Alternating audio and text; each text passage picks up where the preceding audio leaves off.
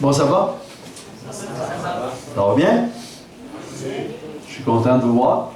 Je suis content de voir que vous êtes là. Le Seigneur est bon? Oui? Amen. Le Seigneur est très bon pour nous avoir permis d'avoir un lieu comme on a en ce moment. Ce matin, on était, comme on dit en anglais, on était sold out. Il y avait à peu près 110 personnes ici. Cet après-midi, on a au moins 45-50 personnes encore. Puis, ça va continuer à grandir, parce que, quelque part, le message qu'on a est un message qui transforme, un message qui ravive l'esprit, qui emmène la personne à réfléchir sur sa destinée, comme on a parlé dans l'école du savoir. À un moment donné, on arrive tout à un changement qui est d'arriver à la mort. Puis avant d'arriver à la mort, on veut être prêt. Puis pour être prêt, il faut connaître celui qui a les clés de la vie éternelle. Celui qui a vaincu la mort. Qui a vaincu la mort? Jésus. Amen. Si on fait de Jésus notre ami, si on fait de Jésus notre Seigneur et notre Sauveur, on n'a rien à craindre. On n'a tellement rien à craindre que le verset ou les versets qu'on a lus tantôt, se trouvant dans Jérémie 29, versets 11 à 13, sont très importants pour moi. Il dit, je connais, moi, les desseins que je forme à votre sujet. Donc, Dieu connaît les desseins qu'il forme pour chacun de nous. Il dit, desseins de paix et non de malheur. Ça commence bien. Afin de vous donner quoi? Un avenir fait d'espérance. Des projets de paix et non de malheur, afin de vous donner un avenir fait d'espérance. Alors, il dit, vous m'invoquerez, et quoi? Et vous pourrez partir, vous intercéderez auprès de moi, et je vous exaucerai. Vous me chercherez, et vous me trouverez. Il y a toujours un petit « si ». C'est pas gros, là. S-I. Si, quoi? Si vous me cherchez de tout votre cœur. Salomon avait dit la même chose lorsqu'il a fait l'édification du temple. Dieu avait dit à Salomon, si mon peuple, sur qui est invoqué mon nom, s'humilie, prie, cherche ma face et se détourne de ses mauvaises voies, je l'exaucerai, je le bénirai et je le donnerai ce qu'il a besoin. Je bénirai la demeure qu'il a. Je bénirai le pays dans lequel il se trouve. Donc, l'Éternel veut nous bénir. L'Éternel veut qu'on le cherche, mais il veut qu'on le cherche de tout notre cœur. Il veut qu'on soit sérieux dans notre démarche. Ce matin, pour expliquer encore plus de quoi je parle, j'ai une histoire que j'ai prise dans l'Évangile. Vous savez pourquoi que le Seigneur parle par des histoires? Est-ce que vous savez pourquoi le Seigneur prend des histoires pour nous parler, nous enseigner, nous éduquer? Est-ce que vous savez pourquoi? Parce qu'à travers les histoires, nous-mêmes, on se voit. Et à travers les histoires, on apprend à comprendre qu'est-ce qu'un a fait par rapport à l'autre ou par rapport à un autre. Vous savez que les grands psychologues de ce monde ont défini l'être humain, l'humanité, en combien de personnalités? Est-ce que vous savez ça? 4 personnalités. C'est toujours 4 personnalités qui arrivent. Des fois, on amène ça à 8, mais c'est 2 fois 4. Des fois, on a même emmené ça à 16 parce que 4 fois 4 égale 16. Mais à la base, c'est toujours 4 personnalités. Est-ce que c'est pas une coïncidence que Dieu s'est manifesté à travers combien d'évangiles? Pourquoi 4 évangiles? C'est où? Parce qu'il y a 4 personnalités différentes. Parce qu'il y a 4 personnalités différentes à aller toucher. Pourquoi on a la presse, le Devoir, le Soleil, le Journal de Québec? C'est beau. Pourquoi qu'on n'a pas juste un journal? Parce que des journalistes apportent la nouvelle de façon différente parce qu'ils ont constaté certaines choses qui sont plus importantes que d'autres. Comprenez ce que je suis en train de vous dire?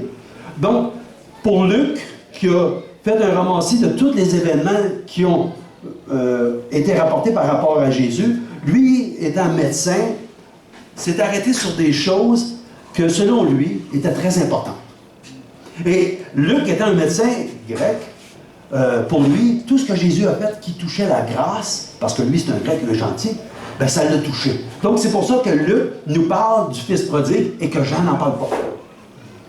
Matthieu, lui, nous parle de tout ce qui est les prophéties, pour montrer aux Juifs à qui il écrivait que le Messie qu'il proclamait étant être Jésus-Christ, ben, il avait été celui qu'on avait dit par les prophètes. Voici, il va arriver telle affaire, il va arriver telle affaire, il va arriver... Donc, il voulait faire comprendre aux gens qui lisaient ces évangiles qu'en fin de compte, Jésus était le Messie premier.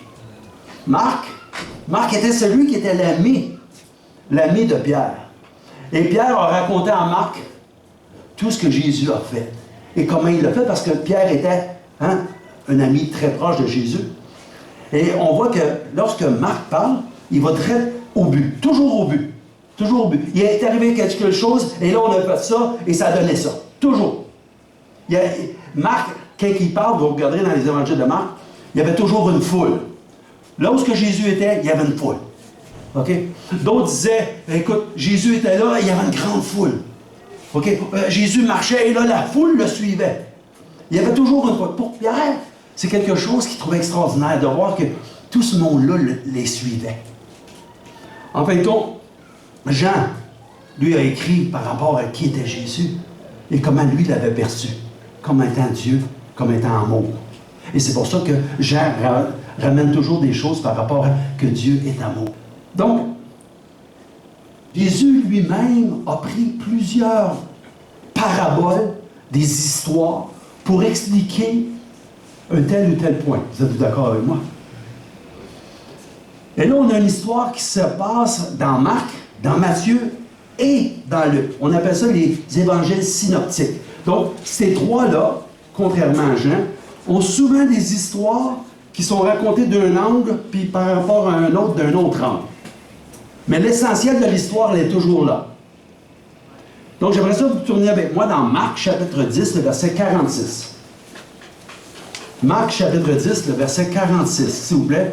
Prenez vos Bibles, ou au téléphone intelligent, comme dirait l'autre.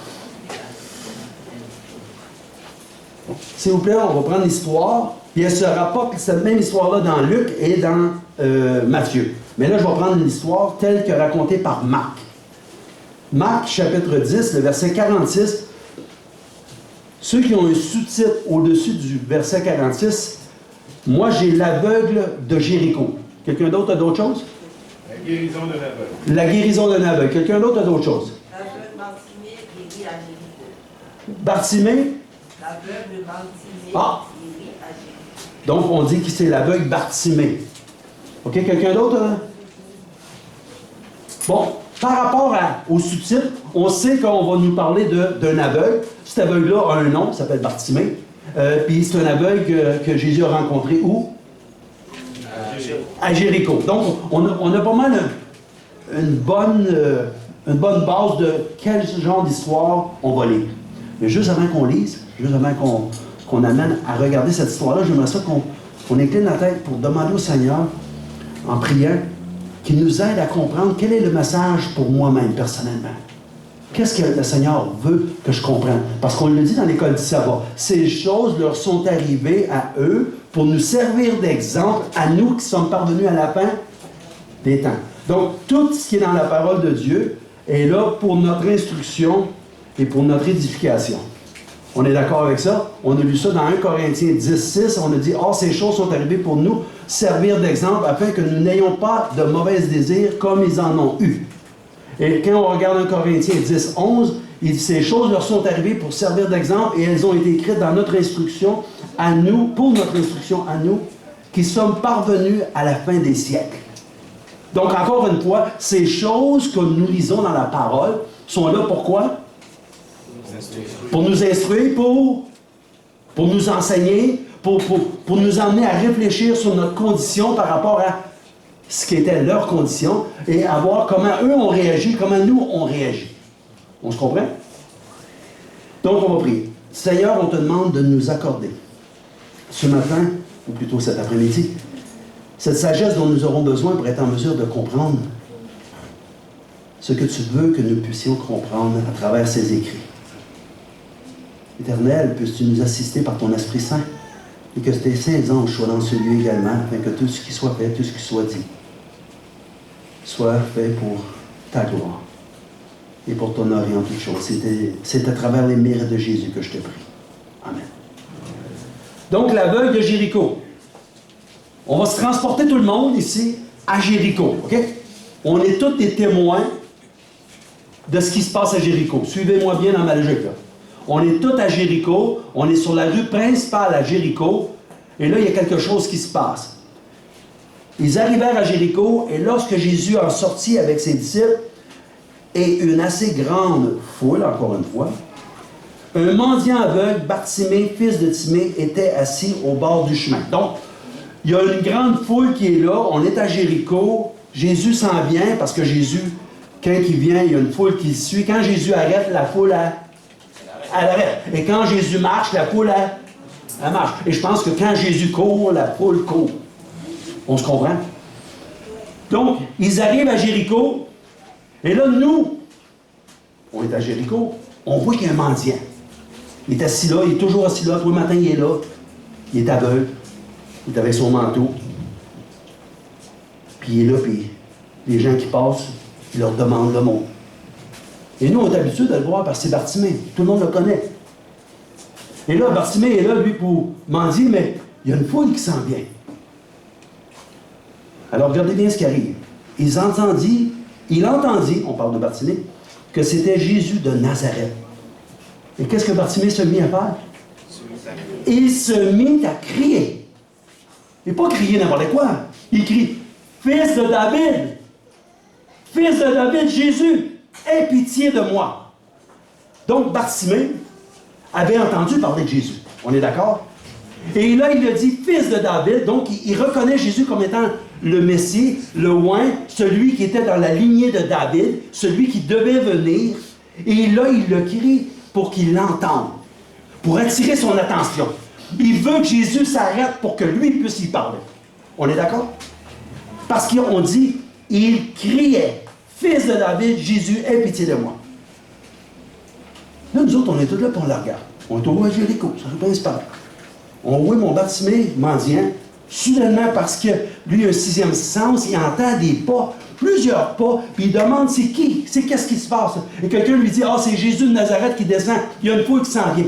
Alors, quand il sait que c'est ça, soudainement, il s'excite.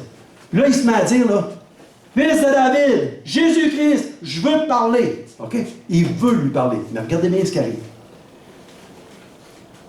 Plusieurs, pas juste un, plusieurs, lui faisaient des quoi?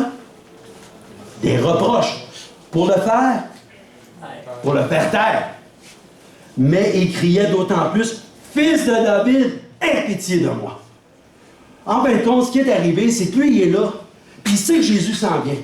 Puis il veut le rencontrer, Jésus. Il veut parler avec Jésus. Il va avoir l'attention de Jésus. Et là, il crie d'autant plus fort, parce qu'il veut être certain que Jésus ne le manquera pas. Et les autres, qu'est-ce qu'ils font? Chut! Ferme-toi! Arrête-toi! Puis ils disent pas, là. Mais ce qu'ils veulent lui dire, « Hey, toi le mendiant, ferme-le. Dérange pas le maître. Laisse-le tranquille. Penses-tu qu'il va s'arrêter pour toi? Pourquoi qu'il ne s'arrêtera pas pour lui? Parce qu'il était un aveugle. Il était un homme maudit. Selon eux, Dieu l'avait maudit. Selon eux, Dieu ne prendra pas attention à sa requête. Il y avait un jugement qui avait été émis sur lui. Il ne voulait pas qu'il dérange le maître. Peut-être que Jésus parlait. Comment? Peut-être que Jésus discutait avec les gens. Mais là, Jésus s'en vient, lui. Il descend. Mais ils ne veulent pas que lui dérange le maître, mais qu'il descende. Écoutez bien. Jésus, qu'est-ce qu'il fait? Il s'arrête. Jésus s'arrêta et dit, appelez-le. Jésus dit, appelez-le. L'autre, il crie, Jésus s'arrête. Il a eu son attention. Ils l'appelèrent l'aveugle en lui disant, prends courage, lève-toi, il t'appelle. Il t'appelle. T'as gagné à la loterie, mon grand. Nous, on ne s'aurait pas arrêté pour toi, là, mais lui, ça a l'air qu'il s'arrête pour toi. On ne comprend pas, mais il t'appelle. Fait que, à quelque part, là, compte-toi béni. Parce que le maître a entendu ton cri, le maître veut te parler. Regardez bien comment il réagit. L'aveugle jeta son manteau. On n'est plus là. L'aveugle jeta son manteau. Et qu'est-ce qui est arrivé? Et il se leva d'un bond. Il n'a pas fait de bon, mais finalement, il veut me parler, là. Ce sera pas long. Y a-tu dit ça? Le texte nous dit qu'il a enlevé son manteau. Son manteau à lui servait pour justement cacher sa honte. Son manteau lui servait pour se protéger des gens qui voulaient le calomnier. Son manteau lui servait lorsqu'il pleuvait. Son manteau lui servait lorsqu'il faisait trop chaud pour s'abriter. Ce manteau-là, il dit, le maître m'appelle, j'en ai plus besoin. Kiss and goodbye. Le maître m'appelle. Je me lève d'un bond, puis je m'en vais vers lui. OK? Pourquoi? Parce qu'il s'est arrêté pour moi. Vous autres, vous vous êtes jamais arrêtés pour moi, mais lui, il s'est arrêté pour moi. Puis plus que ça, il ne s'est pas juste arrêté. Il m'appelle. Il m'appelle, puis il dit, hey, viens. Et là, lui, là, il n'y a rien pour l'arrêter. Il n'y avait rien pour l'arrêter avant, parce que quand on lui disait de se taire, il criait d'autant plus. Et là, parce que Jésus l'appelle, il veut jeter en arrière de lui tout ce qu'il n'a plus besoin. Parce que maintenant, il sent qu'il va se passer de quoi qui va changer sa vie. Regardez bien ce qui arrive. L'aveugle jeta son manteau, se leva d'un bond et vint vers Jésus. Et Jésus prit la parole et lui dit, on est là, on est tous à Jéricho. On est tous à côté sur un arbre, on est assis sur un banc de fer. On voit Jésus descendre, on le voit qu'il s'arrête pour baptiser, on ne comprend pas pourquoi. On l'entend dire, appelez-le. Puis là, Jésus fait quoi? Qu'on ne comprend pas. Personne ne comprend ça. Qu'est-ce que Jésus fait? Jésus lui demande, écoutez bien ça c'est incroyable. Jésus lui demande, que veux-tu que je fasse? Moi, je suis à côté, c'est un arbre, je regarde mon vélo, je fais ça de même. Il ne voit pas. Il ne voit pas qu'il est aveugle. Pourquoi il demande, que veux-tu que je fasse? Marie, elle regarde le cimetière, elle dit, il veut-tu rire de lui? Que veux-tu que je fasse? Pourquoi qu'il demande ça? Que veux-tu que je fasse? On ne comprend pas. Bartimée, il est là. Il a fait un bel effort, il a enlevé son manteau, il s'est levé dans un bond, puis il va vers le maître. Puis quand le maître lui parle, il dit, que veux-tu que je fasse? Ben moi, ce texte-là, ça a changé un peu ma vie. Savez-vous pourquoi? Parce que Jésus, là, pour moi, c'était un gentleman. Il n'a pas pris pour acquis qu'il était aveugle, puis qu'il voulait qu'il guérisse de son aveugle, d'être aveugle, de sa cécité. Jésus, c'est un gentleman. Jésus lui demande à lui, il ne prend pas pour acquis, il lui demande, que veux-tu que je fasse pour toi? C'est-vous ce que ça m'a dit à moi? Claude, arrête de penser que tu sais ce que tout le monde a besoin. Pose-leur la question. Parce que probablement qu'ils vont dire ce que toi, tu sais qu'ils ont besoin. Mais quand leur bouche va le dire, leurs oreilles vont l'entendre. Regarde, il y a un 4 pouces entre les deux. Ça rendrait au poste. Tard! Ce que je veux que tu fasses pour moi, c'est ça. Il faut que nous-mêmes, on demande au Seigneur, change mon cœur. Laissez pas les autres vous dire, pendant que le Seigneur change ton cœur. Hey, je le sais.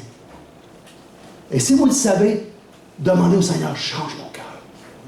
Et là, Bartimée, il dit, Rabboni, maître, lui dit l'aveugle, ce que je veux, c'est recouvrir la vue. Je veux voir. Je veux être capable de voir, puis je veux être capable de faire autre chose que de mendier ici à tous les matins. De m'asseoir là et d'avoir à demander à tout le monde de m'aider. Et de voir dans les regards des gens qu'il y a là cette honte. Parce qu'ils pensent tous qu'en fin de compte, je ne mérite rien. Seigneur, donne-moi la vue. Et quelle est la réponse de Jésus? Jésus lui dit, va, ta foi t'a sauvé. Jésus lui dit, va, parce que tout ce que tu as considéré par rapport à moi, tu as vu juste. Va parce que tu as crié tu t'es époumoné pour dire, Fils de David, Jésus, je veux te parler. Va parce que tu as été capable de jeter ton passé en arrière de toi. Va parce que tu t'es levé de bon, puis tu as cru que je pourrais faire de quoi pour toi. C'est ça qu'il est en train de lui dire. Va, ta foi te sauver. C'est, va, ta confiance que tu as mis en moi, elle va te rendre pur. Elle va te donner la vue. Elle va faire en sorte que ta requête va être exaucée. Aussitôt, pas 2 semaines après, aussitôt, le texte nous dit, qu'est-ce qui est arrivé? Il recouvra la vue. Automatiquement, momentanément, non, automatiquement, au moment où Jésus va ta foi te sauver, ses yeux s'ouvrent et il se met à voir. Et qu'est-ce qu'il fait? Qu'est-ce qu'il fait? Il se met à suivre Jésus. Est-ce que Jésus a entendu votre cri? Est-ce que vous avez déjà demandé au Seigneur, Seigneur, fais attention à moi.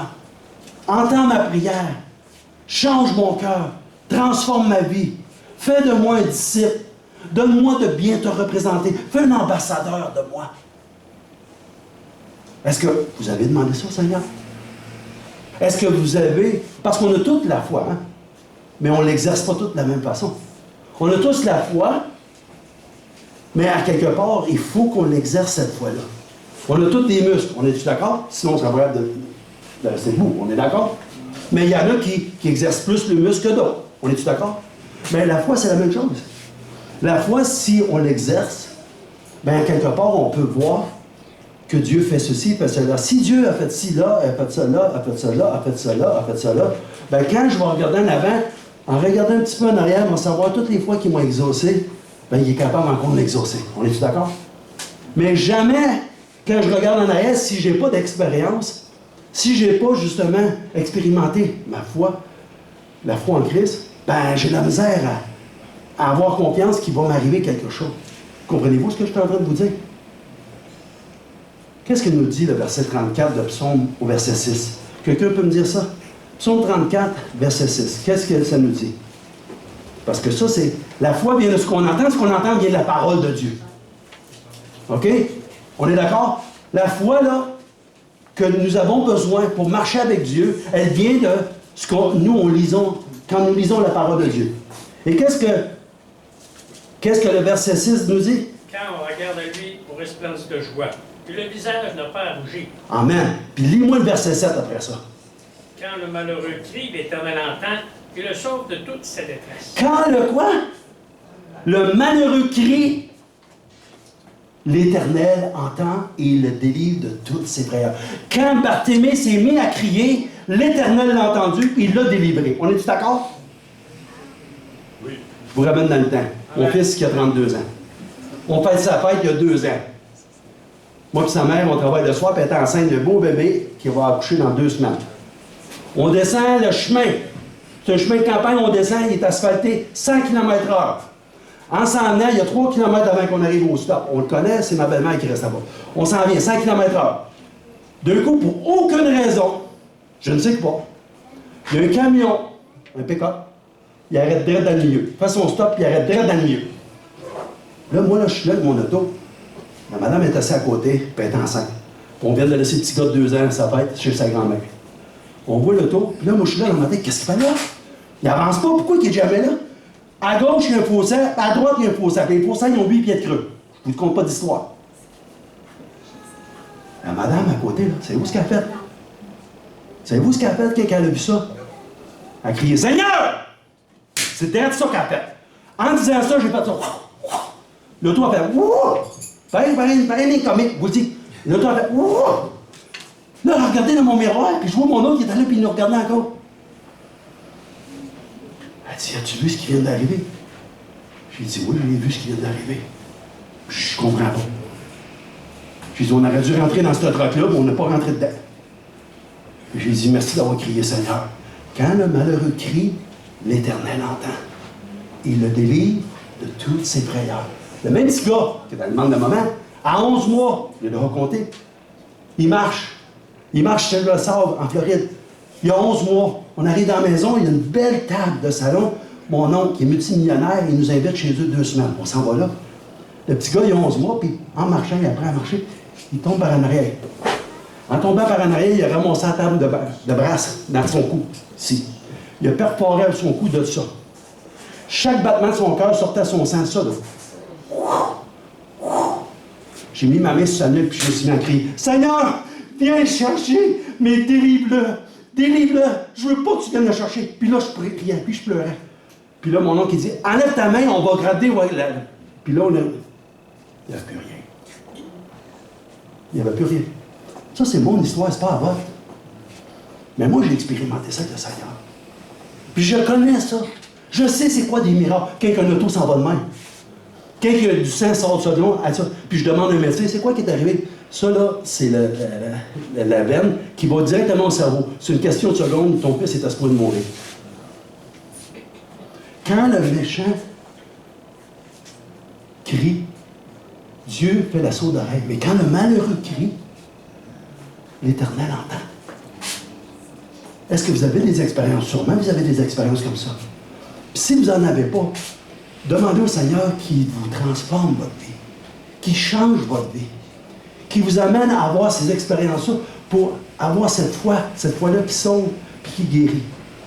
Romains 15, verset 4 nous dit « Or, tout ce qui a été écrit d'avance l'a été pour notre instruction, afin que la patience et par la consolation que donnent les Écritures, nous possédions l'espérance. » On devrait avoir l'espérance que Dieu revient bientôt et qu'il revient pour chercher son Église. Et nous, on fait partie de son Église. On est d'accord? Je vais finir avec ça parce qu'on est dans la semaine 5. On est aujourd'hui le sabbat. Vous savez que Jésus, même le jour du sabbat, pendant sa mort, qu'est-ce qu'il a fait? Il s'est reposé. Le sabbat, il s'est reposé. Le dimanche matin, il s'est levé. Mais le samedi, il s'est reposé. Comme son peuple se reposait. Et à sa résurrection, il s'est présenté à ses disciples. On est d'accord? Mais c'est pas tous qui l'ont vu. Puis quand que Thomas, appelé Didyme, l'un des 12, n'était pas avec eux lorsqu'il Jésus vint, les autres disciples lui dirent donc, nous avons vu le Seigneur, mais il leur dit, si je ne vois dans ses mains, la marque de ses clous, ou des clous, et si je ne mets pas mon doigt dans la marque des clous, et si je ne mets pas ma main dans son côté, moi, je ne croirai point. C'est ce qu'il disait aux autres. C'est pour ça qu'on dit aux gens qui ne croient pas, hey, arrête de faire ton Thomas. Parce que Thomas ne croyait pas, n'ayant pas vu Jésus ressusciter, il y avait de la misère. Puis, c'est normal un peu, parce que du monde ressuscité, il n'y en avait jamais vu bien. On est-tu d'accord avec ça? Tu sais, on est toujours prêt à condamner les autres, mais quand on se met dans le sujet, on dit, oh, ben attends une minute, peut-être que moi non plus, je n'aurais pas cru. Alors, 8 jours après cette histoire-là, les disciples de Jésus étaient de nouveau dans la maison et Thomas se trouvait avec eux. Jésus vint, les portes étant fermées, se présenta au milieu d'eux et dit que la paix soit avec vous. Mais là, ça ne s'arrête pas là. Jésus, il sait que Thomas n'était pas là. Il sait ce que Thomas dit. Regarde bien ce que Jésus dit. Puis il dit à Thomas, avance ici ton doigt et regarde mes mains. Avance aussi ta main et mets-les dans mon côté. Et ne sois pas incrédule, mais crois. Crois. Jésus a demandé à Bartimée, crois-tu que je peux? Que veux-tu que je fasse? Que tu me donnes. Et à d'autres, il a dit, crois-tu que je peux faire cela pour toi?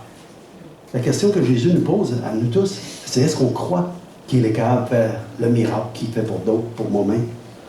Alors il dit ici, Thomas lui répondit, incroyable, Thomas lui dit, mon Seigneur et mon Dieu.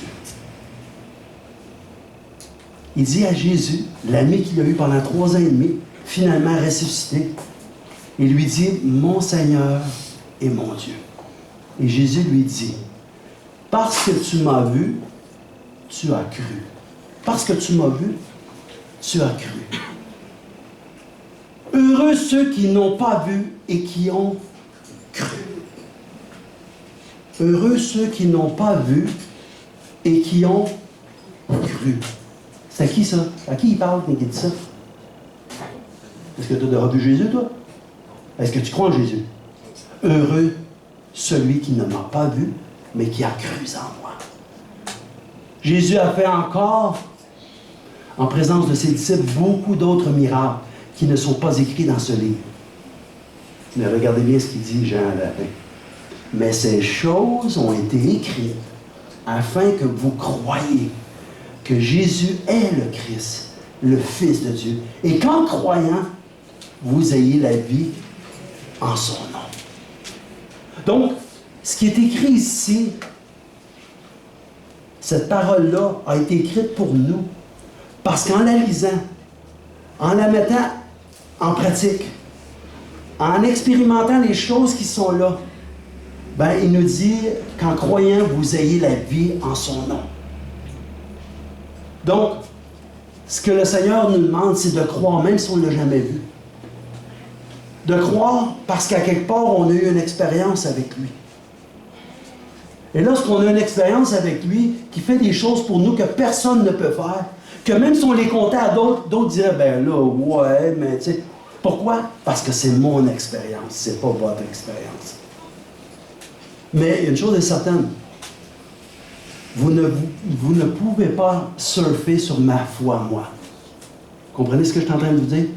Vous ne pouvez pas arriver au ciel et dire, nous, on comptait beaucoup sur Claude, parce que Claude, il avait la foi. Nous, c'était chambranlant un peu, mais Claude, lui, il avait la foi. Ça ne marche pas comme ça. Chacun de nous va avoir à rendre compte devant le Seigneur. Et ce que le Seigneur nous demande, c'est, il dit, mon juste vivra par...